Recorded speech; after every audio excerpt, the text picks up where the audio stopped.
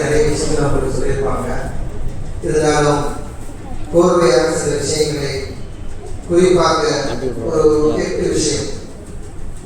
ஒன்றாவது, ஒரு மௌத்துடைய வீட்டில் ஒரு ஆளு மௌத்தா போறதுக்கு சக்கராத்துடைய காலத்தில் இருப்பாங்க இல்லையா, அதாவது இழுத்துக்கிட்டு இருக்குன்னு சொல்லுவாங்க. மௌத்தா போற தருணத்தில் இருக்கக்கூடிய அந்த நிலையில் இருந்து நாம் என்னென்ன செய்ய வேண்டும், அந்த ஜனாதா வீட்டில் உள்ளவர்கள் என்னென்ன செய்யணும்னு சில விஷயங்கள் இருக்கு. அதுக்கு அடுத்து ரூஹ் போன உடனே, ஒரு ஆள் மௌத்தா போன உடனே ஒரு அரை மணி நேரத்துக்கு உள்ள செய்ய வேண்டிய சில முக்கியமான காரியங்கள் உண்டு. அதை என்னன்னு பார்க்கணும். மூணாவது, ஒரு மையத்து வஃபாத்தான பிறகு கசப்பு நீக்குதல் சொல்லுவாங்க. அப்படின்னா என்ன? கசப்புன்னு சொல்றாங்க. அது நிறைய பேருக்கு அதுக்கு விடையே தெரியாம என்னமோ நினைச்சுட்டு இருக்காங்க. அது என்ன பார்க்க போறோம். அதுக்கு அடுத்து மையத்து வைக்கின்ற முறை, 5வது குளிப்பாட்டுகின்ற முறை, 6வது கஃன் இடுவது, 7வது தொழுகை நடத்துவது, 8வது அடக்கம் செய்வது. இதுதான் ஒரு மனிதனுடைய கடைசி காலத்துல கடைசி நேரத்தில் செய்யப்பட வேண்டிய காரியங்கள். இந்த உலகத்துல எல்லா மனிதனுக்கும் மௌத்து என்பது கண்டிப்பான முறையில தான் செய்யணும். மௌத்து விஷயத்துல யாருக்கும் கருத்து வேறுபாடு கிடையாது. உலகத்தில் மனிதன் பொறாமைப்படாத ஒரு விஷயம் மௌத்து மட்டும்தான். அவங்களுக்கான வந்துச்சு, எங்கூட்டு வரவே இல்லை அப்படின்னு யாரும் சொல்றதே இல்லை. அப்படிதானே?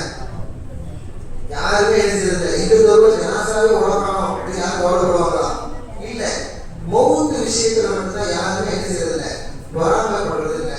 சரி, எல்லா உலகத்துல எல்லா மனிதருக்கும் மரணத்தை வைத்திருக்கிறான். மருத்துவர்களுக்கும் மரணம் உண்டு, மௌத்துக்கும் மௌத்து உண்டு. இருக்கு அல்லாஹ்வை தவிர இந்த உலகத்தில் எல்லாமே அழியக்கூடிய ஒன்றுதான். மனித வாழ்க்கையில மனிதன் தனக்கு தேவையான வாழ்க்கைக்கு தேவையான எல்லா விஷயத்தையும் படிக்கிறான். படிச்சு கொடுக்கறதுக்கான இடங்களும் இருக்கிறது. அப்படிதானே? தொழிற்கல்வி படிக்கிறதுக்கு இடம் இருக்கு, வீடு கட்டுறது எப்படி படிக்கிறதுக்கு இடம் இருக்கு, மருத்துவம் எப்படி படிக்கணும் இடம் இருக்கு. அதுக்கான கோர்ஸிங்லாம் தனியாக இருக்கு, கிளாஸ் எல்லாம் இருக்கு, காலேஜ் இருக்கு. ஆனா மௌத்தா போனவங்களுக்கு எப்படி என்னென்ன செய்யணும்னு சொல்லிக் கொடுக்க இது வரைக்கும் ஒண்ணுமே இல்லை. எங்கேயும் கிளாஸ் இருக்கிறது இல்லை. மதரசா உட்பட மதரசாக்கள்ல கூட கிதாபுகள் ஓதி கொடுப்பாங்களே தவிர இந்த மாதிரியான செயல்முறைகள் எங்கேயும் நடக்குதா அப்படின்னு கேட்டா எங்கேயுமே இல்லை. இதுதான் ஓதி கொடுத்துருக்காங்க. தெரியும் எந்த மதரசாவையும் எப்படி ஜனாசாவை எப்படி கொடுப்பாங்க, இது எல்லாமே எப்படி வருதுன்னா செயல்முறை வழியாக ஏற்கனவே செஞ்சுட்டு இருப்பாங்கல்ல, அவங்கள்ட்ட இருந்து கேட்டு கேட்டு கேட்டு கேட்டு கேட்டு அப்படியே வந்துகிட்டே இருக்கிறதுல இதுக்குன்னு தனியாக கிளாஸ் கிடையாது. இந்த மாதிரி பயிற்சி வகுப்புகள் எங்கேயும் எடுக்கப்படுறது இல்லை, ரொம்ப கம்மி. இவ்வளவு காலத்துல கூட முந்தா கொண்டு இப்பதான் நடக்குதுன்னு சொன்னா இன்னும் நிறைய இடத்துல நடக்காம இருக்குது. அப்போ இந்த செய்தி மக்கள்கிட்ட எப்படி வந்து சேருதுன்னா, எங்கேயாவது ஜனாசா பண்ணும்போது யாராவது செஞ்சுட்டு இருக்கும்போது அதை போய் பார்க்கறது, அதை மாதிரி செய்யுது, இப்படிதான் நடக்குது. இதுல சட்ட திட்டங்கள் எதுவுமே பேணப்படுறது இல்லை. யாருமே ஒழுங்கான முறையில மார்க்கெட்டின் அடிப்படையில இவைகள் எல்லாம் நடத்தப்படுகிறதா என்று சொன்னால் நிச்சயமாக இல்லை. அதனால இது என்ன செய்யணும் இன்ஷா அல்லாஹ் நாம தர்த்தீபாக பார்க்க வேண்டும். முதல்ல ஒரு ஆள் உயிர் ஊசலாடிக்கிட்டு இருக்கு, நல்லா கவனிங்க. உயிர் ஊசலாடிக்கிட்டு இருக்குன்னு கன்ஃபார்மா தெரிஞ்ச பிறகு நல்லா இருக்க தூங்கிட்டு இருக்கவங்களுக்கு போய் கொஞ்சம் எது தெரிஞ்சாதியோ அது பெரிய பிரச்சனை ஆகிடும். சில ஊர்ல வந்து நல்ல அயர்ந்து தூங்கினவங்க ஜனாசா படி வந்து தூக்கிலாம் போயிடலாம். அடக்க போற நேரத்தில் அவன் எங்கேயும் உட்கார்ந்து வரலாம் இருக்குது. தமிழ்நாட்டில் நிறைய நடந்திருக்கு. அதனால சொல்லுவேன், ஒரு ஆள் பரிசு நல்லா குறைஞ்சி அவருடைய நேரம் ரூஹு இழுத்து மூச்சு விட்டுட்டு இருப்பாங்க.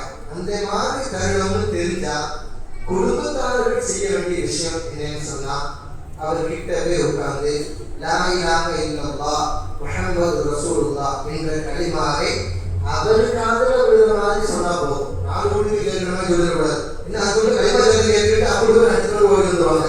அப்படி செஞ்சிடக்கூடாது. அந்த மையத்தாக போறவர் இறந்து போகிறவர்களுக்கு படுக்கிறதால அவருக்கு பக்கத்தில் வந்து அவருக்கு ஆதரவு கேட்கிற மாதிரி குடும்பத்தார்கள் சொல்லணும். இது நிறைய இடத்துல நடக்கிறது இல்லை. என்ன தெரியுமா நடக்குது? அங்க நிறைய உட்கார்ந்து கலிமா சொல்லுங்க, கலிமா சொல்லுங்க, கலிமா சொல்லுங்க. அவருக்கு தெரியாது கலிமா சொல்லணும் என்னன்னு. அவர் சிந்தனை கூட நம்ம போகவே என்ன ஆக போதோ கொடுப்போம் அது இது இதைத்தான் யோசிச்சுட்டு இருப்பாரு. களிமா சொல்லணும்னு அவருக்கு வராது. அவர்கிட்ட போய் சொல்லுங்கன்னு சொல்லக்கூடாது. ஏன்னா சொல்ல முடியாது போன்றாலும் முஸ்லிம் ஆகிடுவார், காபிரா போயிடுவார். சில பேர் கோபத்தில் அப்படி சொல்லணும்னு சொல்லிடுவாங்க. ஒரு ஆளுக்கு களிமா சொல்லணும்னா களிமா அப்படிங்கிறது அவருக்கு களிமா என்னன்னே தெரியல. அப்போ பக்கத்தில் இருக்கிறவங்க களிமாவை சொல்லி கொடுக்க கூடாது, நம்ம சொல்லணும். நம்ம சொன்னா அவர் காதல் விடும்போது அவர் மனதில் அது நினைப்பு ஓடுனால அவருக்கு களிமா வந்துவிடும். யாரு களிமா சொல்கிறாரோ சொன்னாங்க, யாரு களிமாவை சொல்லி பார்த்தாங்களோ ஒரு சொர்க்கத்துக்கு போவார். எனவே இந்த கடைசி நேரம் தெரிஞ்சிச்சுன்னா களிமாவை சொல்லி கொடுக்க கூடாது, நம்ம சொல்லணும். இது முதல் விஷயம். ரெண்டாவது, சூரத்துல் யாசீன் அங்க உட்கார்ந்து அவர் காதுல படுற மாதிரி சத்தமாக ஓதினால் அவர் என்ன செய்வாரு? அந்த யாசீனை கேட்டாருன்னா மரணம் லேசா. சில பேருக்கு இழுத்துட்டு இருக்கும், இப்ப போற மாதிரி இருக்கும், அப்படி ஓடிடும். 3 நாள் ஓடும், 1 வாரம் ஓடும். சில பேருக்கு 1 மாசம் தான் ஓடிடும். இந்த அளவுக்குன்னா பக்கத்துல உட்காந்து பேச ஆரம்பிச்சிருவாங்க. ஏதோ கிளம்புவார் போயிடுவார்னு நினைச்சு வந்தேன், ஊர்ல இருந்து வேலையை போட்டுட்டு வந்தேன், இன்னும் முடிகிற மாதிரி தெரியல. எங்க மையத்திற்க வச்சே பேசுது, இதெல்லாம் பேசக்கூடாது, நான் பாதுகாக்க வேண்டும். ரொம்ப மோசமான ஒரு நிலை. எங்க மக்கள்கிட்ட அது பரவாயில்ல இருக்குது. அதே மாதிரி ரூபு ஊசலாடிட்டு இருப்பாங்க இல்லையா, அவரை பார்க்கறதுக்கு நிறைய பேர் வருவாங்க. இவங்கெல்லாம் அவங்க உட்காந்துட்டு கதை எடுக்கிறது, சிரிச்சு பேசுறது, நக்கல் பண்ணி பேசுறது, ஜோக் அடிச்சு பேசுறது, இதெல்லாம் தப்பு. அவங்க என்ன கவலையில் இருக்காரோ தெரியாது.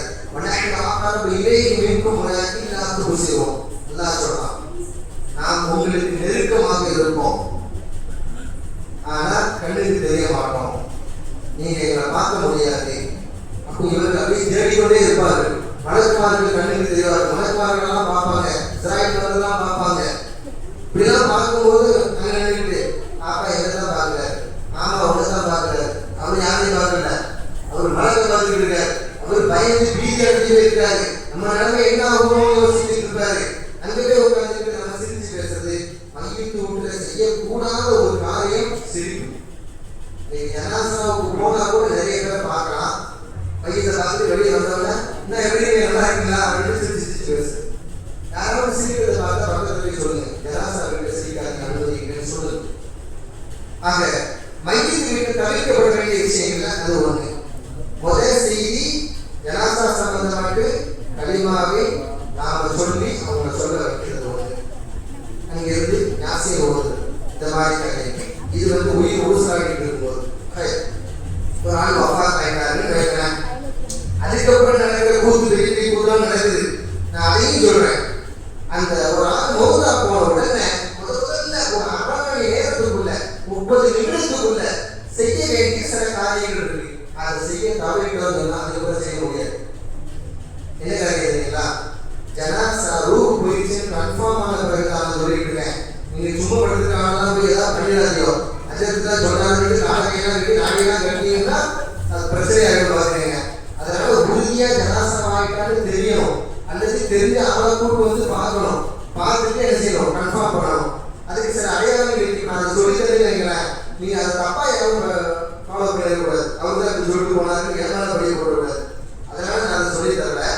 நீங்க என்ன செய்யணும், காலை வச்சு கன்ஃபார்ம் பண்ண பிறகு மௌத்து உறுதி ஆகிட்டாருன்னு சொன்னா நீங்க என்ன செய்யணும்னா, முதல்ல வாய் திறந்து இருந்தா, ஜனாசாவுடைய வாய் திறந்த பெரும்பாலும் அப்படிதான் இருக்கும். அப்படி இருந்தா நாங்கள் தூக்கி வச்சு நாடியோட வச்சு தலையை வச்சு கெட்டிடும். வாயை போட்டு வாங்கி கெட்டணும், நாடி கெட்டி போட்டு சொல்லுவாங்கல்ல, அது செய்யணும். இது முதல்ல. ரெண்டாவது, கைகளை நேராக வைக்க வேண்டும். விரல்களையெல்லாம் விரித்த நிலையில நேராக வச்சு கால்களையும் நேராக வச்சு கட்டி காலை கட்டணும். இது முதல்ல செய்ய வேண்டும். கண்ணை திறந்திருந்தால் கண்ணை மூட வேண்டும்.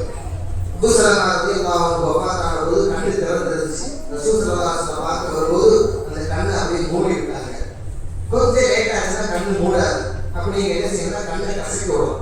கொஞ்சம் கசக்கி விட்டு மூடி ஒரு 10 நிமிஷமோ 5 நிமிஷமோ ஒரு நாள் பிடிச்சிட்டே இருந்தா கண்ணு அப்படியே நின்றும். நீங்க தொடர்ந்த நிலையிலே வச்சுட்டீங்கன்னா ஜனாசாவை எவரும் பார்க்க வரலாம். பார்த்தாம இவன் அவரும் மாறிக்கிற மாதிரியே தெரியும். இறந்து போனவரும் நம்மையே பார்த்துட்டு இருக்காருன்னு ஒரு பயம் வந்துடும். வீட்டுக்காரே பார்க்க மனசு வராது. ஜனாசா கண்ணு திறந்துருந்தா என்ன ஆகும், ஒருத்தர் பார்த்துட்டு வெளியே போய் அவங்க வச்சு சொல்லுவாங்க, யாரும் உள்ள போவாங்க, அவர் பார்த்துட்டே இருக்காரு, அவர் எந்த வரைக்கும் தெரியலன்னு சொல்லிட்டு போயிடுவான். அதனால கண்ணை மூடி வைக்கணும், வாயை மூடி வைக்கணும். இதெல்லாம் முதல்ல செய்ய வேண்டியது. இதை விட்டுட்டு நம்ம ஏரியாக்களில் எல்லா இடத்துலையும் உங்க ஏரியான்னு சொல்லுவாங்க, எல்லா ஊர்களையும் நடக்கிற விஷயம் என்ன தெரியுமா? ஒரு ஆள் ஒஃபாத் ஆகிட்டாருன்னு என்னை பார்க்கறதுக்கு கூட்டு போனாங்க. நான் போய் பார்த்தேன். சில அடையாளங்களை எல்லாம் பார்த்து அவரு இறந்துட்டு 4 மணி நேரம் ஆச்சுங்க அப்படின்னு சொன்னேன்.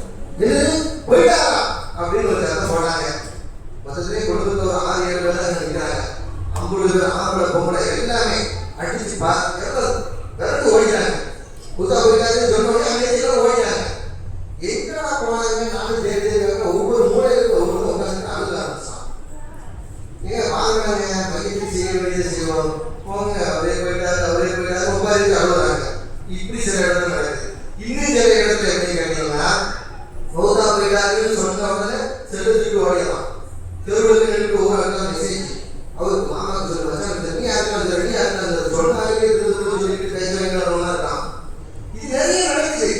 இதெல்லாம் செய்யணும். எப்ப செய்யணும்னா மையத்துக்கு செய்ய வேண்டியதெல்லாம் செஞ்சு முடிச்சுதான் போய் செய்யணும். ஆகிட்டாரு, வாயை கட்டணும், நெஞ்சை கட்டணும், காலை கட்டணும், அவருக்கு கண்ணை மூடி விடணும். இதெல்லாம் அவருக்கு வளர்ந்த மாதிரி ஒரு மாதிரி டான்ஸ் ஆன மாதிரியே கிடப்பாரு. காலையை கண்டு ஒருத்தவங்க அங்கே அசைச்சிக்கிட்டு அப்படி முடங்கி போய் படுக்கையே கிடந்திருப்பாங்க. காலை மடக்கினாலே படுத்திருப்பாங்க. அப்படி ஏதோ போட்டு போயிடுறது. அப்படி நிறைய ஜனாசாரங்களை போட்டு அடிக்கிறாங்க. நான் போய் உங்களுக்கு காலை இழுத்தா வராது. ஒரு மணி நேரத்துக்கு அப்புறம் கை கால்களை எதுவுமே அசைக்க முடியாது. கை இப்படி தூக்கி வச்சு வீடாக இருக்கும், அதை தூக்கி போட முடியாது.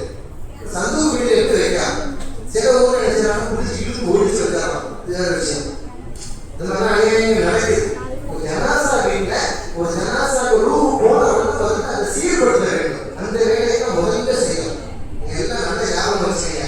யார் ஒப்பாத்தாலும் பெண் ஜனாசாவாக இருந்தது என்று சொன்னால் அதனுடைய அணிகலன்களை கலட்ட வேண்டும். நகைகள், மூக்குத்தி இதெல்லாம் கலக்கணும். ஒரு வீட்டில் குளிப்பாட்டி கப்பலிட்டு முகத்தை கெட்டதுக்காக நான் போகிறேன், மூக்குத்தி கட்டுது. மூக்குத்தியை கட்டலையா அது வரமாட்டு இருக்கு அப்படின்னாங்க. கட்டி வராமா வரலையா அப்படி விட்டாங்க. ஆனால் அணிகளோட எதையும் கொண்டு நம்ம செய்யக்கூடாது. ஆளுக்கு அப்படி அடக்கம் செய்யக்கூடாது. வரலே சொல்ல வேற வழி இல்லை, அப்படிதான் கொண்டு போய் ஆகணும். அதனால எல்லாத்தையுமே முதல்ல என்ன செய்யணும், அல்லாஹ்வை உட்பட எல்லாத்தையுமே எழுதலாம் முதல்ல. இப்போ ஜனாசா எல்லாம் சீர்படுத்தியாச்சு. இதுக்கு அடுத்து கசப்பு நீக்குதல். கசப்பு நீக்குதல்னா என்ன அப்படின்னு சொன்னா, மையத்து ஒஃபாத் ஆகும் போது சில கழிவுகள் வெளியேறும். எல்லா மையத்துக்கும் கழிவுகள் வெளியேறும். அதுதான் நம்மளோட நல்ல நிலையில போதாக செய்யணும் இன்ஷா அல்லாஹ். அந்த கழிவு வெளியாகி பாதி வந்து வராமலும் நான் சொல்றேன், நஜீஸ் யூரின் அல்லது லெக்கேன் வெளியே வந்த நிலையில இறந்து போயிருப்பாங்க. இதை சுத்தம் பண்ணி வைக்கணும். ஏன்னா அப்போ உங்களுக்கு அசிங்கமா வாழ விடாதுல்ல, இன்னொன்று மையத்தை அசிங்கத்தை எதிர்பார்க்க இருக்கக்கூடாது. அதை நம்ம சுத்தம் பண்ணி வைக்கிறதுக்கு கசப்பு பண்ணிக்கிறது. இது எப்படி செய்யணும் அப்படின்னு சொன்னா, இறந்து போனோம்னா ஜனாசாவுடைய உடைகள் எல்லாத்தையும் எடுக்கணும். ஒன்னொன்னா எடுக்கணும். மேலே ஒரு துணியை போட்டு அரைச்சிட்டு தான் எடுக்கணும். மொத்தம் அவங்க எடுத்து போட்டு மையத்தை அமனமா வச்சுக்கிட்டு வேற ட்ரெஸ் எடுத்து போடுறதுக்கு செய்யக்கூடாது. ஒரு ட்ரெஸ்ஸை கலட்டும் போது சட்டையா இருந்து செஞ்சோம்னா ஆண்களுக்கும் பெண்களுக்கும் கலட்ட முடியாது. கத்திரியை வச்சு வெட்டி தான் எடுக்கணும். அதனாலதான் நம்ம போடுற ட்ரெஸ்ஸை நம்ம கலட்டுவோமா அல்லது யாரும் வெட்டி எடுப்பாங்கன்னு தெரியாது சொல்லுவாங்க. நம்ம போடுறதுதான் நிச்சயம், கலட்டுறது நிச்சயம் இல்லை. நம்ம கலட்டுவோமா வேற யாராவது நம்ம கலந்து உருவாக்கலாம்னு தெரியாது. அல்லாஹ் நல்ல மோதியை தர வேண்டும். அப்போ ஜனாசாவுக்கு கலட்டிகளை வெட்டி எடுக்கிறோம். வெட்டி எடுத்துட்டு ஒரே விரிப்பா இருக்கக்கூடிய ஒரு ஆடையை போட்டு மூடி வச்சோம். மேல இருந்து கீழே வரைக்கும் ஒரே விரிப்பாக இருக்கக்கூடிய ஒரு பெட்ஷீட் மாதிரி மூடி வச்சோம். மூடி வச்சு ஜனாசாவை தூக்கிட்டு போய் கழுத்து வரைக்கும் ஃபுல்லா என்ன செய்வாங்க. சில ஊர்ல இடுப்பு வரைக்கும் தான் கழுவுறாங்க. நாங்கள் கழுத்து வரைக்கும் கழிக்கிறோம். கழுத்து வரைக்கும் கழிக்கலாம். மேலாம் நதிச்சு இருக்கலாம்ல, ஒரு அசிங்க ஏதாவது பட்டுக்கலாம். அதனால அளந்துட்டு வரைக்கும் கழுவ வேண்டாம். கழுத்து வரைக்கும் ஃபுல்லா என்ன செய்யணும், உடம்பு கழுவி விடும். அப்படி கழுவும் போது மையத்து நிமிர்ந்து கிடக்கும்.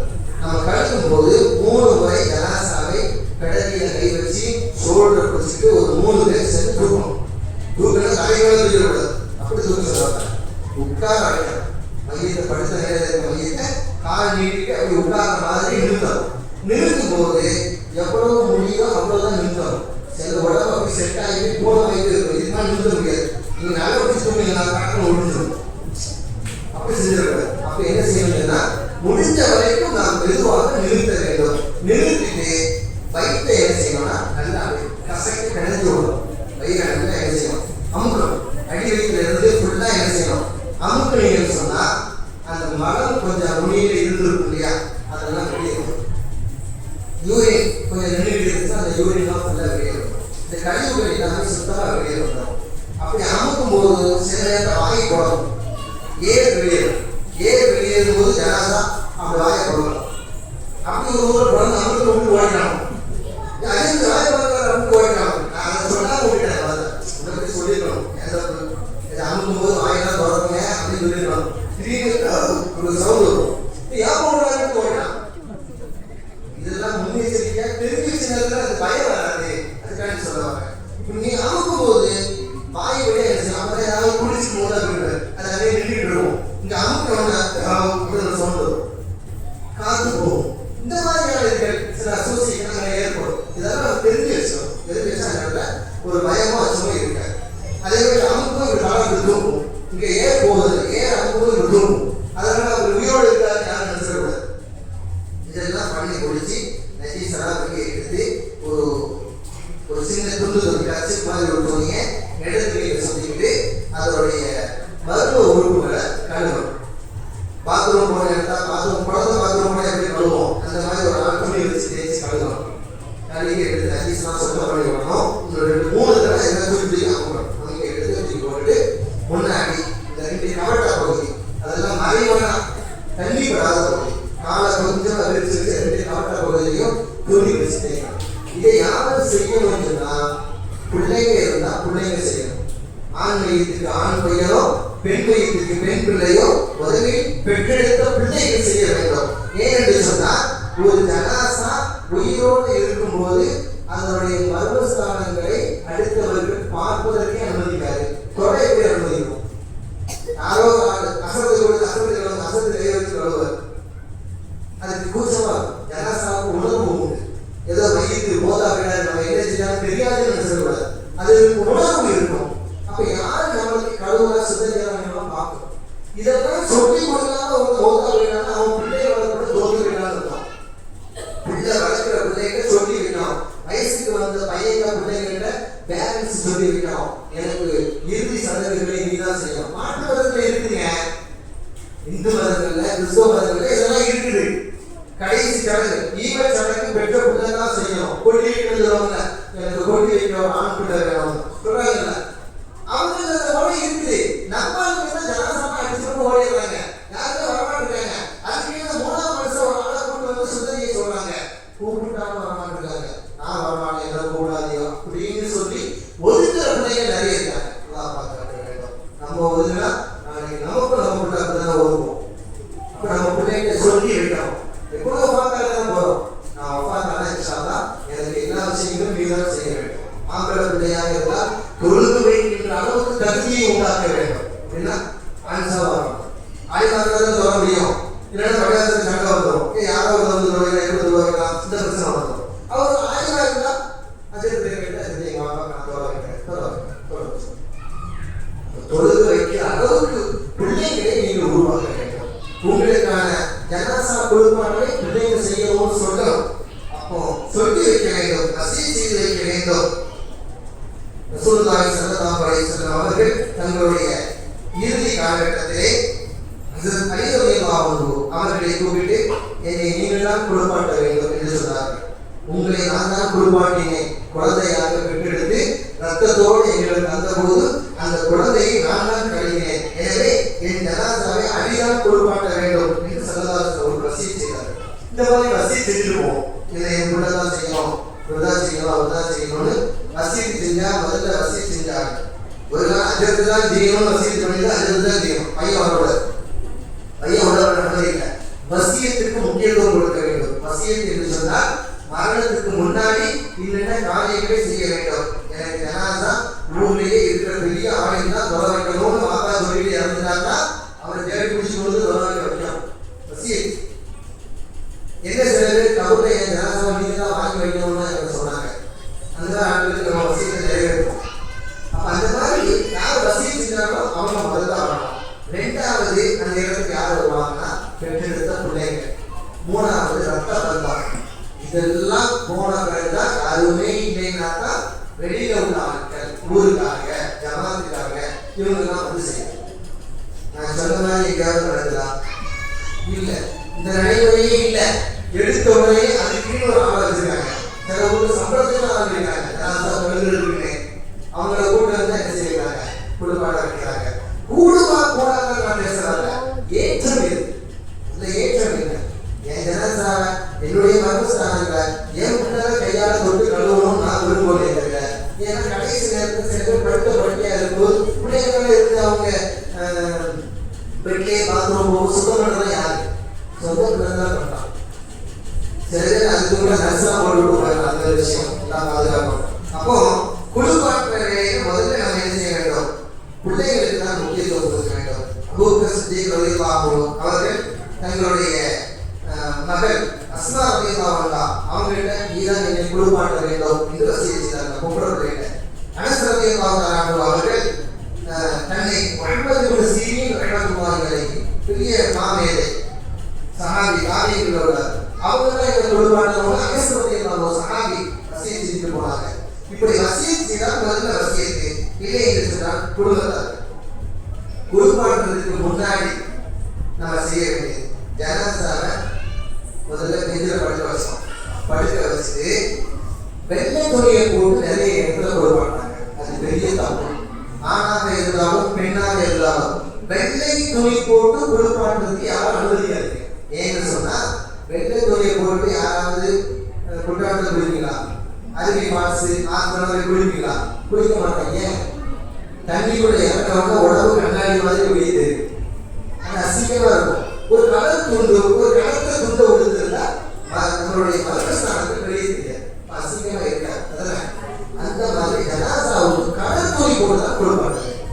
அது எல்லா இடத்துலையும் இதை ஃபாலோ பண்றதுக்கு முயற்சி பண்ணி முதல்ல கலர் துணி போடும்போது முட்டில இருந்து தொப்புள் வரைக்கும் ஆணாக இருந்தால் மறைந்திருக்க வேண்டும். மூடியே இருக்கணும். இந்த பாகம் வெளியே தெரியவே கூடாது. பெண்ணாக இருந்தால் கழுத்துல இருந்து முட்டு வரைக்கும் கழுத்துல இருந்து கரண்ட வரைக்கும் மூடி வச்சுக்கிட்டு கொடுப்பான்றத ஏற்படணும். அது பெண்மைக்கு பெரும்பாலும் கனத்த துணி ஒரு போர்வை அந்த மாதிரி ஒரு தேங்காய் போட்டாங்க இந்த மாதிரியான கவலை கொண்டு கொடுப்பான்றது. பெண்ணுடைய உடம்புல தண்ணி ஊற்றும் போது அவங்களுடைய அங்கங்கள் வெளியே தெரியாத ஆகும். சில ஊர்களில் ஆண்களை போட்டு தண்ணி ஊற்றி சொல்லுவாங்க. கடைசியில் வாங்க சொந்தக்காரங்களாம் வாங்க மாறுபோவேன் எல்லாம் தண்ணி ஊற்றுவாங்க. தண்ணி ஊற்றும் போது அதை பார்க்கறதுக்கு ஒரு அசிங்கமாக தெரியக்கூடாது. அந்த அளவுக்கு வேற துணியை நல்ல துணி போட்டு தான் கூப்பிடும். இது பெண்களுக்கு செய்ய வேண்டும். அந்த துணி எப்படி இருக்கணும்னு சொன்னா கீழே போய் லாக்காக இருக்கக்கூடாது. மேல மட்டும்தான் மூலமாக இருக்கணும். பாதி ஒரு படத்தோட பாதி பகுதி இந்த பாதி சம பாதி இப்படி பாதி இப்படி பாதியில மேலோடலாம் கிடைக்கிற மாதிரி இந்த துணியை போட்டுட்டு அந்த தண்ணி ஊற்றணும். ஏன்னு சொன்னா உள்ள கழுகணும்னா பக்கம் கைது உள்ள விடணும். அந்த மாதிரி கழுகு பேசும். ஜனாசாவை அந்த பக்கம் இந்த பக்கம் இப்படி பெரட்டி தான் நம்ம என்ன செய்வோம்? குளிப்பாட்ட தூக்கி பந்தாடுற வேலை செய்யக்கூடாது. ஏன்னா ஜனாசாவுக்கு கஷ்டமான ஒரு நிலை ஒரு மனிதன் மௌத்தா போகும்போது எது கஷ்டமான நிலைன்னு ஆயிஷா அவங்கள்ட்ட ரசூல் ஸல்லல்லாஹு அலைஹி வஸல்லம் கேட்டாங்க. அப்ப ஆயிஷா நாயகி சொன்னாங்க, ஜனாசாவை கபூர்ல கொண்டு அழைச்சு போதா? இல்ல. அப்ப அது ரூஹு போகும்போதா? இப்படி ஒவ்வொன்றா கேட்டாங்க. இல்லைன்னு மறுத்துட்டு ஸல்லல்லாஹு அலைஹி வஸல்லம் சொன்னாங்க, ஜனாசா குளிப்பாட்டும் போது ஒவ்வொரு ஜனாசாவும் கத்துமா. எப்படி கத்தும்? என்ன மெதுவா குளிப்பாட்டுங்க. இவ்வளவு நேரம் என் உடம்பு புண்ணாம போயிடுச்சு. என் உடம்புல இருந்து ரூஹும் கட்டப்படும் போது எனக்கு ரொம்ப வேதனையா இருந்துச்சு. அவ்வளவு வேதனை நான் அனுபவித்து விட்டேன். என்னை மெதுவாக குளிப்பாட்டுங்க. என்னை மெதுவாக தூக்கிட்டு போங்க. என்னை மெதுவாக அடக்கம் பண்ணுங்க. அதுல அவசரம் காட்டாதீங்கன்னு அந்த ஜனாசா நம்மளை பார்த்து கட்டிட்டே இருக்கும், அழுதுகிட்டே இருக்கும். ஸல்லல்லாஹு அலைஹி வஸல்லம் சொன்னாங்க. அதனால ஜனாசாவை குளிப்பாட்டும் போது உடம்பையே குளிப்பாட்டுற மாதிரி மெதுவாக கையாள வேண்டும். கைகள் கீழே விடக்கூடாது. கையை படாமல் தூங்குறது எவ்வளவு முடியுமோ அவ்வளவு. அந்த கம்ப்யூட்டர் பகுதியெல்லாம் நல்ல துணி வச்சு கழுவோம். அப்போ கையை லைட்டா அகற்றலாம். இவ்வளவுதான் அகற்ற முடியுது, இவ்வளவு அகற்றலாம். ரெண்டு முடிச்சுக்கிறது ஒழிஞ்சிடும். அது ஹயாத்தா இருக்கவங்க கிடையாது. ஓதாமவங்க கை ஒரு மணி நேரம் தான் எங்கேயும் வைக்கிறது இல்லை. இல்லை 7 மணி நேரம் 8 மணி நேரம் வைக்கிறாங்க. அதனால விரச்சு இருக்கும். விரச்சை ஜனாசாவை நாம மெதுவான முறையில் கையாள வேண்டும். ஜனாசா ஒப்பாத்தான பிறகு யாராவது யாராவது வெளிநாட்டுல இருந்து வரணும்னு சொல்லி இன்னைக்கு உள்ள நடைமுறை ஒரு காலத்துல என்ன செஞ்சாங்கன்னா வெளிநாட்டுல இருந்து ஆள் வரணும் 1.5 நாள் ஆகும்னு சொல்லி அந்த ஜனாதாவை ஐஸ்ல வச்சு ஆரம்பிச்சாங்க.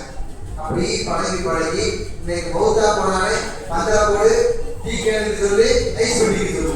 இந்த 3 தவறாம வந்தது. பள்ளிவாசலுக்கு அப்புறம் தான் சொல்றாங்க முதல்ல ஐஸ் பண்ணி வந்து இறங்குது. அதை சொல்றதுக்குன்னே ஒவ்வொரு வயதுக்குமே ஒரு ஆள் இருப்பாரு. அது யாருமே தெரியாது, எங்கேயோ இருந்து வருவார். ஐஸ் பண்ணி சொல்லியாப்பா அப்படிங்கிறாரு. ஏதோ ஊர்ல பெரிய மனுஷன் கேட்கலான்ட்டு அவங்க அப்புறம் ஐஸ் பண்ணி கொடுத்து வச்சாங்க. எல்லாருக்கும் சொல்றேன், எந்த ஆயுள் சாட்டனாலும் கேளுங்க, ஏழு மடலாக எல்லோரும் சொல்லக்கூடிய ஒரு செய்தி, ஜனாசாவை ஐஸ் பட்டியல வைக்க மார்க்கெட்ல அனுமதியே இல்லை. மீறி நீங்க வச்சீங்கன்னா அந்த ஜனாசா அளவில்லாத நோய்க்கு உண்டாகும். அந்த ஜனாசா கடுமையான வேதனைக்கு உண்டாகும். அதை நீங்க உணரணும்னா ஐஸ் பெட்டியை போட்டு 10 நிமிஷம் உள்ள படுத்து பார்க்க தெரியும். வேற வழி இல்லை. படுத்து பார்த்தா அந்த ஜனாசாவுக்கு என்ன வழி இருக்குன்னு உங்களுக்கு தெரியும். கொசு நின்னா வலிக்குமா, எறும்பு போனா வலிக்குமா. அதனாலதான் இந்த வீட்டுல கட்டிக்கிற தண்ணிலாம் வைப்பாங்க பார்த்தீங்களா, பூச்சி எதுவும் எழுதுறாரு கிட்ட உட்காந்து விசிறிக்கிட்டே இருப்பாங்க. ஈக்குவல் என்ன அது ஒரு பெரிய பாப்பா தெரியுமா. இப்போ ஜனாசாவுடைய உடம்புல ரூல் கட்டப்பட்டதுன்னா கையில ஒரு இடத்துல அடிபட்டுச்சுங்களா நீங்க பேர் அந்த இடத்துல லைட்டா கை சரி வலிக்கும் பாத்தீங்களா. நல்லா பிடிக்க வேண்டாம், எதுவும் ஒரு கொசு வந்தீங்கன்னா வலி எடுக்கும். அந்த மாதிரி ஜனாசாவுடைய உடம்புல ரூல் போயிருக்கு. இந்த நேரத்தில் எறும்பு ஏற்பா கூட அதுக்கு வலிக்கலாம். இருக்கும்போது மனசாட்சியே இல்லாம துட்டு கொடுத்து வாடகைக்கு எடுத்து அந்த ரூபை ஜனாசா வைக்கிறீங்கன்னா எவ்வளவு பெரிய கொடூரமான ஒரு செயல். எல்லாம் பாதுகாக்கணும். இருக்கக்கூடிய ஒவ்வொருவர்களும் தங்களுடைய வீடுகளை சொல்லி வைங்க, நான் வஃபாத்தாகி எத்தனை யாரு வந்தாலும் வராட்டாலும் பரவாயில்ல, வெளிநாட்டில் இருக்க பிள்ளைகள்லாம் சொல்லியிருக்கேன், நீ வந்தாலும் சரி வராட்டாலும் சரி என் ஐஸ் பண்ணி வச்சிட கூடாதுன்னு சொல்லி வச்சிருக்கோம். சொல்ல தவறீங்கன்னா தூக்கி வச்சிருவாங்க, அவங்களால உடனே செய்ய முடியாது. நான் எங்க சொந்தக்காரர்களே நிறைய நடந்துச்சு. நான் கடைசி நேரம் எடுத்து நேரத்தை பணம் ஐஸ் வச்சிருக்கேன், போய் சத்தம் போட்டு ஏங்க வச்சுக்கணும் என்ன செய்ய முடியும். அதனால தயவுசெய்து ஜனாசா ஐஸ் வைக்கக்கூடாது. இதுல என்ன ஒரு பாதிப்புன்னு சொன்னா, தூத்துக்குடியில 2 ஜனாசா எனக்கு தெரிஞ்சு, நான் நிறைய ஜனாசா உருவாக்கி இருக்கேன். 2 ஜனாசா ஐஸ்ல வைக்கப்பட்ட ஜனாசா ஜொப்புல தண்ணி எடுத்து மேல ஊற்றினோட கோழி கலந்து ஓடும். இந்த கோழியை தண்ணியில கூட அவிச்சு தண்ணி அடிச்சாலே ஒரு கோழிலாம் ஒளியும் பார்த்தீங்களா. அந்த மாதிரி அந்த ஜனாசா குளிப்பாட்டே முடியல, கொஞ்சம் கொஞ்சம் ஊத்துனா அப்படி கோழி ஊற்றி ஆரம்பிச்சு உடம்பு பச்சை கையா வெளியே தெரியுது. நான் வீட்டை சொல்றேன், இந்த ஜனாசா குளிப்பாட்ட முடியாது. அப்ப என்ன சொல்லி செய்யணும் செய்யறாங்க, குளிப்பாட்டாலும் கொண்டு அடங்க வேற வழி இல்லை, உடனே செய்ய முடியும். போஸ்ட்மார்ட்டம் பண்ண ஜனாசா வந்து குளிப்பாட்ட மாட்டோம், குளிப்பாட்டாம கைகளை நிறுத்தி ஆகும். அதே மாதிரி கைகளை செஞ்சு விடுறேன் அப்படியே கொண்டு ஆடுறேன். இல்லை எப்படியாவது ரொம்ப ஊற்றி குளிப்பாட்டினேன், கையை முடியல, கை வச்சா பொறி நம்ம கைக்கு வருது. ஏன்னா ஐஸ்ல நல்லா பொங்கி போச்சு. அதனால எவ்வளவு மோசமா நரகத்துல நரகவாதிகளுக்கு இன்னொரு வேதனை உண்டா. என்ன வேதனை தெரியுமா, அவர்களுடைய தொழில் மாற்றப்படும். உடம்புல தொழிய அப்படி கிழிச்சு நல்லா வேற தொழிலை மாட்டோம், அவன் அதை கிழிச்சு வேற தொழில். இப்படி ஒரு தண்டனையை அல்லா வச்சிருக்கான். அந்த தண்டனை இவருக்கு உலகத்திலே கிடைக்கிற மாதிரி ஆகும். எல்லாம் பாதுகாக்கணும். அதனால என்ன செய்யுங்க, யாரும் ஜனாசாவை ஐஸ் பண்ணி வைக்கிறதுக்கு ஒரு நாளும் நீங்க சமாளிக்காதீர்கள்.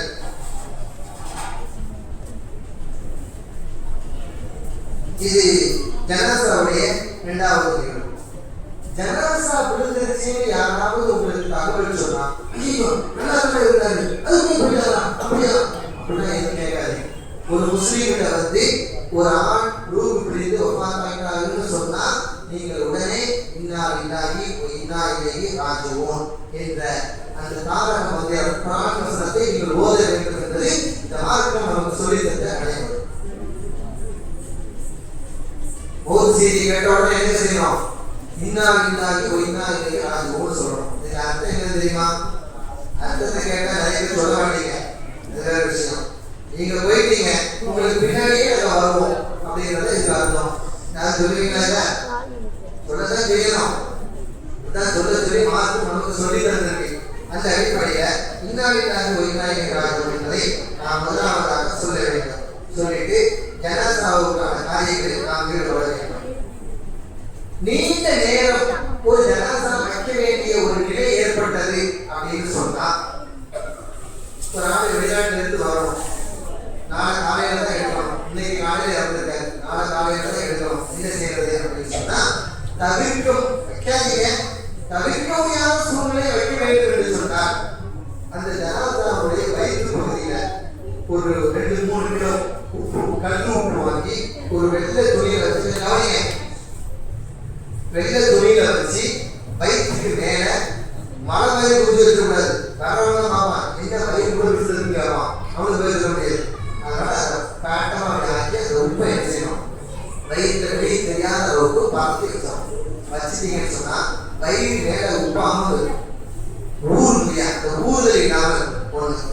ரெண்டாவது, மையத்தினுடைய 2 அக்கிள் பகுதியிலையும் 2 கைகளுடைய அக்கிள் பகுதியிலையும் மண்டி கீரையை வாங்கி அதனுடைய அந்த மூட்டு பகுதியை வெட்டிட்டு ஒரு பெரிய கொத்து உள்ள வச்சு, இதெல்லாம் துணிக்கு உள்ள மேல வச்சு விடாதீங்க, உள்ள வச்சு வச்சுட்டீங்கன்னு சொன்னா மையத்து கெட்டு போகாமல் இருக்கும் என்பது நடைமுறையில் உள்ள ஒரு பழக்கத்தில் உள்ள ஒரு செய்தி. ஹதீஸ்லாம் வரலாம் கேட்டாங்க, எந்த ஹதீஸும் வரல. இதெல்லாம் ஒரு ஊர்ல உள்ள வழக்கங்கள், மையத்து கெட்டு போகாமல் இருக்கிறதுக்கு சொல்லிக் கொடுக்கப்பட்ட ஒரு ட்ரிக்ஸ், ஒரு ஐடியா. இதை நம்ம ஃபாலோ பண்ணிக்கலாம். அதுக்கு 2-3 நாளைக்கு வந்துடாதீங்க. இதனால மையத்து கெட்டு போகதான் செய்யும். இறந்து போன ஜனாசா எவ்வளவு நாளைக்கு இருக்கும், அதனால அப்படி செஞ்சிடக்கூடாது. இன்னொன்று, மையத்துங்கிறது செத்த மையத்துல வாழ வரதான் செய்யும். அது மனிதனா இருந்தாங்க, வேற எந்த உயிரினமா இருந்தாங்க, ஒரு பள்ளி செஞ்சிருந்தாலே வாழணும், அப்படிதானே? ஒரு பூனை செஞ்சிருந்தா வாழணும், வாழ வரதான் செய்யும். அந்த 4 பேர் வந்து வாழ சொல்றது சீக்கிரம் எடுத்துங்க அப்படின்பாங்க. அப்படியே சொல்ல தேவையில்லை, ஜனாசா வாழ வரதான் செய்யும். அதுக்கு நம்ம என்ன செய்யலாம், பத்தி இதையாவது ஒரு நம்ம கொழுந்து வச்சுட்டு ஜனாசாவை வச்சிருக்கோம். ஆக நீண்ட நேரம் வைக்கிறதுக்கு அனுமதி இல்லை மார்க்கெட்ல. நான் திரும்ப சொல்லிக்கிறேன், அவரு தான் அப்படிலாம் வயலுக்கு போனாலும் யாரும் விடாதீங்க. நான் முடியாத பட்சத்தில் தான் நான் சொல்லிட்டு இருக்கேன். முடிஞ்ச வரை ஜனாசாவை 1 மணி நேரத்தில் ஏற்றுறது ரொம்ப ஏற்றம். மிஞ்சி போனா ஒரு 3 மணி நேரம் 4 மணி நேரம் அதெல்லாம் தாண்டது நல்லதே இல்லை. இது முதல்ல ஜனாசாவை செய்ய வேண்டியது. குளிப்பாட்டும் பொழுது அங்க வாங்க, குளிப்பாட்டும் பொழுது ஜனாசாவை படுக்க வச்சு மேல ஒரு துணி கணக்கு துணி போடணும்னு சொல்லல, போட்டுட்டு ஒரு சாம்பிராணி கத்தி வாங்கி கொடுத்து. ஏன்னு சொன்னா மையத்தை குளிப்பாட்டும் போது சில கெட்ட வாடகைகள் வரும். நாங்க இருக்கிறவங்க ஊரை மூட்டு பொதுக்கிட்டோம், அப்படிலாம் பொதுக்கிட்டு இருக்கக்கூடாது. அசிங்கப்படுற ஆள் வெளியே போயிடும், எதுக்காக நிற்கணும், இங்கே ரவுண்ட் இருக்கும். அப்ப அங்க ஒரு பத்தி, ஒரு ஸ்ப்ரே இந்த மாதிரி அடிச்சுக்கிட்டு குளிப்பாட்ட ஆரம்பிக்கணும். குளிப்பாட்டத்துக்கு முன்னாடி முதல்ல பத்தி வாங்கி குளிர்ந்து வைக்கணும். அப்புறம் ஜனாசாவுடைய அணிகலன்கள் எல்லாத்தையும் நீக்கணும். நீக்கிட்டு ஜனாசாவுக்கு முதல்ல என்ன செய்யணும் சொன்னா ஒது செஞ்சுக்கணும். ஜனாசா குளிப்பாட ஆரம்பிக்கும் போது ஒதுல ஆரம்பிச்சு ஒதுலையும் முடிக்கணும் என்பது மார்க்க சட்டம், பிரிவு சட்டம். அந்த அடிப்படையில ஜனாசாவுக்கு ஒது செஞ்சு கொள்ள வேண்டும். யாரும் ஒது செய்யணும், குடும்பத்தில் உள்ள பசங்க. ஒது செய்யறதுக்கு முதல்ல ஒது இருக்கணும். அவர் ஒதுக்காம ஒது செஞ்சு விடக்கூடாது, அவர் ஒது செஞ்சுட்டு தான் ஒது செஞ்சுக்கணும். குளிப்பாட்டக்கூடியவர்கள் ஒது செய்து கொடுத்து ஒரு இடத்துல ஜனாசாவை குளிப்பாட போறாங்க, 4 பேர் நின்னா போதும், 40 பேர் இருப்பாங்க. 40 பேர் நின்னா ஒன்றே ஓடாது, எல்லாம் சட்டம் சொல்லிக்கிட்டே இருப்பாங்க. அங்கே கூட 50 பேர் முக்கியாயிருவாங்க. எல்லாம் பாதுகாப்பு சட்டம் தெரியாதவங்க சட்டம் சொல்லுவாங்க, கூலிக்கு தான் நடக்குதுமா, அதுக்கு 4 பேர் சப்போர்ட். யார் ஒன்று எதிர்த்தாங்க மார்க்கம் என்ன சொல்லுதோ அதன் பிரகாரம் ஜனாசாவுக்கு செய்ய வேண்டிய காரியத்தை செய்துட்டு போறதா ஏற்றமான செய்யல.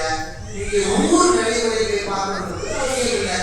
சில ஊர் அதெல்லாம் பிரச்சனை வந்து அதெல்லாம் செஞ்சு போறது நல்லது. அங்கே போய் வடிக்க விட்டு சட்டை விட்டு தேவையில்லை. அப்ப ஜனாசாவுக்கு முதல்ல 4 பேர் நின்று குளிப்பாட்டும்.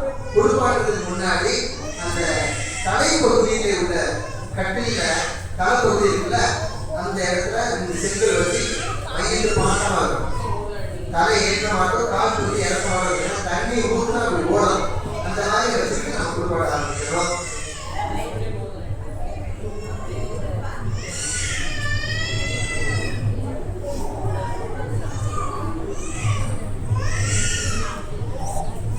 ஜனாசாவை வலது பக்கத்திலிருந்து கொடுப்பாங்க. பொது செஞ்சு முடிச்சுட்டு பொது செய்யும் போது வாய்க்கெல்லாம் எப்படி தண்ணி விழுந்தது தெரியாதுல்ல. மகிழ்ச்சிக்கு வாய்க்கு பிடிக்கணும், தூக்கலாம் தேவையில்லை, படுக்கையே இருக்கட்டும். கையில தண்ணி எடுத்து உதறதுக்கு மேல தளவாம கையில தண்ணி எடுத்து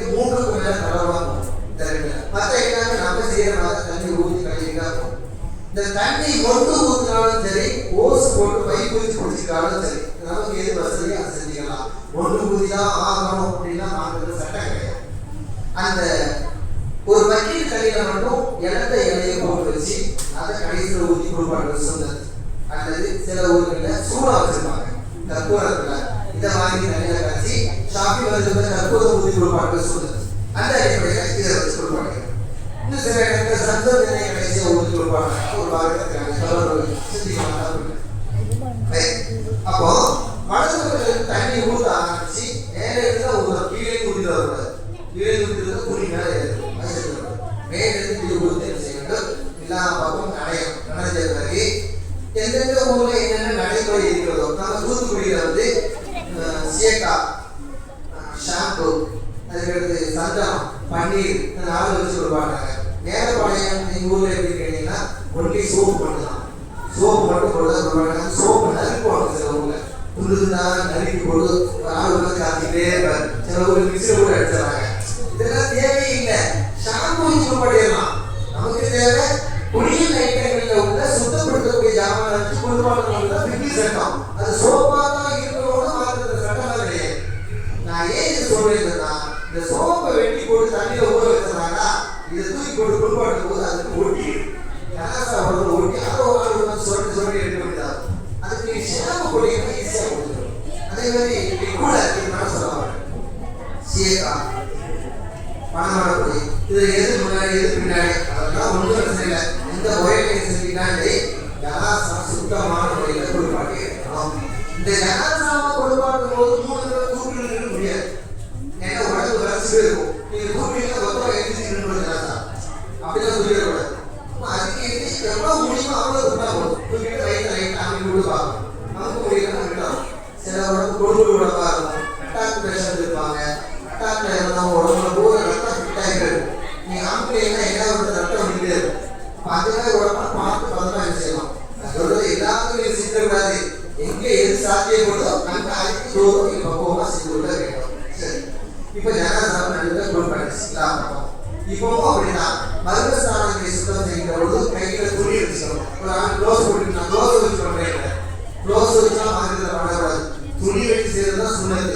துணி தான் வைத்து கொள்ள வேண்டும். ஒரு கலர் வேண்டி எடுத்து நான் கிழிச்சு வச்சுட்டு அதை இடத்துல வச்சுக்கிட்டு இல்லை எங்கள் மாதா நான் வலதுகையிலே செய்யறேன். ஒரு இடத்துல ஒரு ஆள் அஜத்து நான் புள்ள நான் வலதுகையிலே செய்யணும். யாராலும் வலதுகையிலே செய்யக்கூடாது. உனக்கே வலதுகையில வரக்கூடாது. நம்மளுக்கே நம்ம செய்யக்கூடாது. அயாத்துல நம்ம பாத்ரூம் போய் சுத்தம் பண்ணும்போது வலதுகையில் சொல்லக்கூடாது. அப்புறம் என்ன வயிற்றுக்கு மட்டும் வலதுகை இடதுகையில தான் சுத்தம் பண்ணணும் அப்படின்னு சொல்லணும். அப்படியா சரிட்டு இடதுகையில சுத்தம் பண்ணும்போது மர்மஸ்தானத்தை பார்ப்பதற்கோ தொழுவதற்கோ இந்த மார்க்கத்தில் அனுமதி இல்லை என்பது தடை செய்யப்பட்டதை கொண்டு கொள்ள வேண்டும்.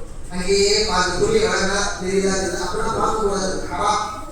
அதனால அந்த மாதிரி நேரத்தில் முகத்தை திருப்பி கொள்ள வேண்டும். அங்கே இருப்பவர்கள் அது ரொம்ப கவனமாக இருக்கும். அதே மாதிரி ஜனாசாவுடைய எந்த குறைபாடுகளையும் வெளியே பேசக்கூடாது. நிறைய இடத்துல பார்த்தீங்கன்னா குடும்பத்தில் நான் போய் நின்ன அவருக்கு இன்னொரு பெரிய பொண்ணு இருக்கு, இன்னொரு பொண்ணு இருக்கு, இன்னொரு காயம் இருந்துச்சு, இன்னொரு காயம் இருந்துச்சு, இப்படிலாம் பேசவே கூடாது. மையத்துடைய எந்த விஷயத்தையும் வெளியே பேசக்கூடாது. பேசினீங்கன்னா மனித குலத்திலேயே கேடு விட்டான் அவன் என்று சொல்லலாம் சொன்னாங்க. அதனால அந்த விஷயத்தை நினைச்சு கவனமாக இருக்க வேண்டும். ஆக மையத்தை குளிப்பாட்டி முடிச்சுட்டு கடைசியில் ஒதுதான் செஞ்சு எல்லாத்தையும் விட்டாங்க. முகத்துல தண்ணி ஊற்றும் போது மட்டும் மூக்குலையும் வாயிலையும் கை வச்சு பொத்திக்கிட்டு ஊற்றணும். இல்லைன்னா உடம்புக்குள்ள தண்ணி ஏறிட்டே இருக்கும். நீங்க எல்லாம் கழுவி கவனா கோதுமை வாங்கினா தூக்கும் போது தண்ணி விழும். இந்த தண்ணி துர்வாரம் அடையும். அதனால என்ன செய்யணும்னா வாய் முகத்துல தண்ணி ஊற்றும் போது மூக்குலையும் வாயிலையும் கையை வச்சு பொத்திக்கிட்டு அப்புறமா ஊற்றணும். இந்த முறைகளை செஞ்சு ஜனாசாவை குளிப்பாட்டி முடிச்சோம். குளிப்பாட்டி முடிச்சது ஒருவாரம் செஞ்சு விட்டுட்டு துணியை வைத்து ஒத்தி ஒத்தி எடுக்க வேண்டும். ஒத்தி ஒத்தி எடுத்து அந்த வேலையை ஒத்தி எடுத்து அதிலேயே கவர் பண்ணலாம். அல்லது துணி தனியாக வச்சு கவர் பண்ணலாம். எப்படி வசதியாக வச்சு செய்யலாம். ஜனாசாவுக்கு ட்ரெஸ்ஸு போடுது அதெல்லாம் நம்மளுக்கு உண்மையை வச்சு காட்டினா புரியும். எப்படி செய்வது நம்ம கண்டிப்பாக சொல்லலாம். கட்டில் கட்டில் சரி தனியாக சொல்லுவாங்க கூட துணைக்கு வேணுமா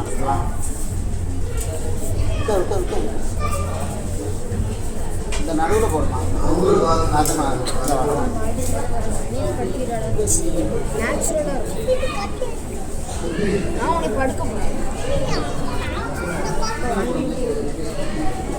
யாரும் முன்னாடி விடாது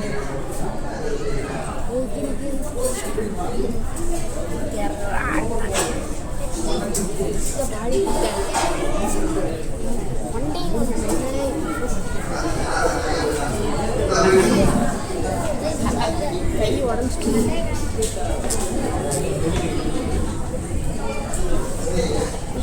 கொடுங்க டீ கொடுமா டீ கொடுங்க அப்படியே கொடுங்க